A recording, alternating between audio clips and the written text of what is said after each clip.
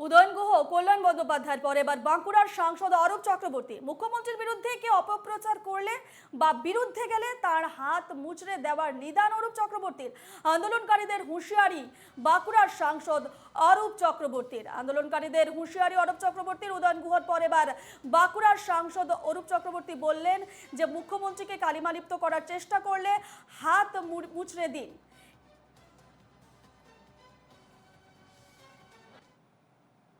মমতা বন্দ্যোপাধ্যায় জনগণের আশীর্বাদ নিয়ে, জনগণের ভালোবাসা নিয়ে তিনি দ্বিতীয়বারের মতো বাংলার মুখ্যমন্ত্রী হয়েছেন। তার গায়ে কালি লাগানোর চেষ্টা করবে না, হাতটা মুচড়ে দেবে তৃণমূল কর্মীরা। মিথ্যা অপবাদ ছড়িয়ে মমতা বন্দ্যোপাধ্যায়ের নামে যারা অভিযোগ করবে তাদের বিরুদ্ধে কঠোর আপনাদের হতে হবে। আমরা এতদিন বলিনি, এবার বলতে বাধ্য হচ্ছি। যারা মিথ্যা অপপ্রচার করে বাংলার নেত্রীর নামে, বাংলা সরকারের নামে, তৃণমূল কংগ্রেসের নামে কুৎসা রটনা করবে, তাদের কিন্তু আর রেহাই নয়, আর রবীন্দ্রসঙ্গীত বাজবে না। আমরা এনে কথা বলবো আমাদের প্রতিনিধি মানস রায়ের সঙ্গে। মানস, অরূপ চক্রবর্তী আন্দোলনকারীদের হুঁশিয়ারি দিয়ে বললেন যে মুখ্যমন্ত্রীর বিরুদ্ধে কি অপপ্রচার করলে বা বিরুদ্ধে গেলে তার হাত মুচড়ে দেওয়ার নিদান দিয়েছেন তিনি। এরপর রাজনৈতিক মহলে কি প্রতিক্রিয়া, বিরোধীদের কি প্রতিক্রিয়া, সেখানে কি পরিস্থিতি এই প্রতিক্রিয়ার পর? একদমই দেখো, গতকাল সন্ধ্যায় যখন তৃণমূলের পক্ষ থেকে আর্যকর কাণ্ডের যে চিকিৎসকের মৃত্যু ঘটেছে, সেই ঘটনায় যারা দোষী বা এই ঘটনায় যারা জড়িয়ে রয়েছে তাদেরকে ফাঁসির দাবিতে মিছিলটি অনুষ্ঠিত হয় তৃণমূলের পক্ষ থেকে। যখন গোটা রাজ্য জুড়ে বিভিন্ন রাজনৈতিক দলরা এই দোষীদের চূড়ান্ততম শাস্তির দাবিতে পথে নেমেছে, ঠিক সেই সময় তৃণমূলও কিন্তু রাস্তায় নেমেছে দোষীদের ফাঁসির দাবিতে।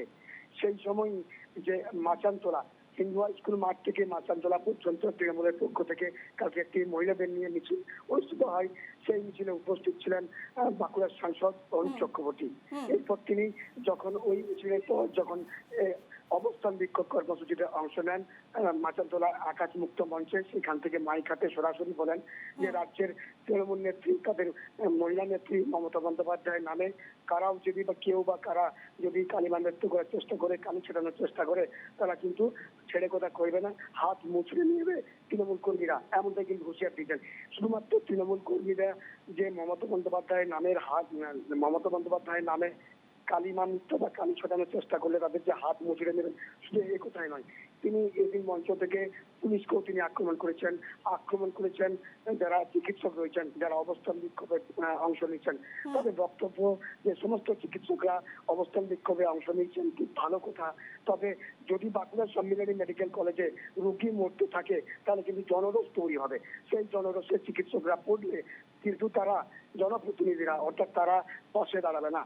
এর পাশাপাশি তিনি আরো জানিয়েছেন বাঁকুড়ার জেলা পুলিশ সুপার একজন ভদ্র মানুষ, তার ভদ্রতার সুযোগ নিয়ে, তার সরলতার সুযোগ নিয়ে বেশ কিছু থানায় অফিসার রয়েছেন, সেই অফিসাররা বিরোধীদের মদত দিয়ে এই এলাকায় উত্তপ্ত করছেন বিভিন্নভাবে রাজনৈতিকভাবে। এই আর্যকর কাণ্ড নিয়ে এমনই তিনি বক্তব্য পেশ করলেন গতকাল সন্ধ্যায়। এরপরে কিন্তু রাজনৈতিক মহলে তীব্র নিন্দার ঝড় উঠেছে। যেমন সিপিআইএম এর রাজ্য কমিটির সদস্য অভয় মুখার্জি জানিয়েছেন যে তিনি বলেন যে যখন গোটা রাজ্য জুড়ে বিভিন্ন রাজনৈতিক দলের চাপে পড়ে, আন্দোলনের চাপে পড়ে কোনো রাস্তা খুঁজে পাচ্ছে না, কোনো কথা বলার খুঁজে পাচ্ছে না, তখন এই যে বেশ মানুষ, তুমি আমাদের সঙ্গেই থাকো। আমাদের সঙ্গে ফোন লাইনে আমরা পেয়ে গেছি বিজেপি নেতা রাহুল সিনহাকে। রাহুল বাবু, এনকেটিভি বাংলায় স্বাগত। রাহুল বাবু, বাঁকুড়ার সাংসদ অরূপ চক্রবর্তী নিদান দিয়েছেন যে মুখ্যমন্ত্রীর বিরুদ্ধে কে অপপ্রচার করলে বা বিরুদ্ধে গেলে তার হাত যেন মুচড়ে দেওয়া হয়। দেখুন, বিষয় হচ্ছে যে আগুন আরজিকর থেকে শুরু হয়েছে, সেই আগুন দিকে জ্বলতে এখন উত্তরবঙ্গ এবং দক্ষিণবঙ্গের শেষ প্রান্ত পর্যন্ত পৌঁছে গেছে। তাতেই তৃণমূল কংগ্রেসের লোকেরা আতঙ্কিত। তৃণমূল কংগ্রেস জামানায় তৃণমূল কংগ্রেস এত বিরোধিতা তৃণমূল কংগ্রেসের বিরুদ্ধে কখনো দেখেনি, এবং যেখানে মুখ্যমন্ত্রীর বিরুদ্ধে চরম বিরোধিতা, এবং যে মহিলাদের ভেবেছিল পয়সা দিয়ে ভান্ডার দিয়ে তাদেরকে হাত করে নেবে, আজকে সেই মহিলারাই এখন সবচেয়ে বেশি সোচ্চারিত ভূমিকা পালন করেছে।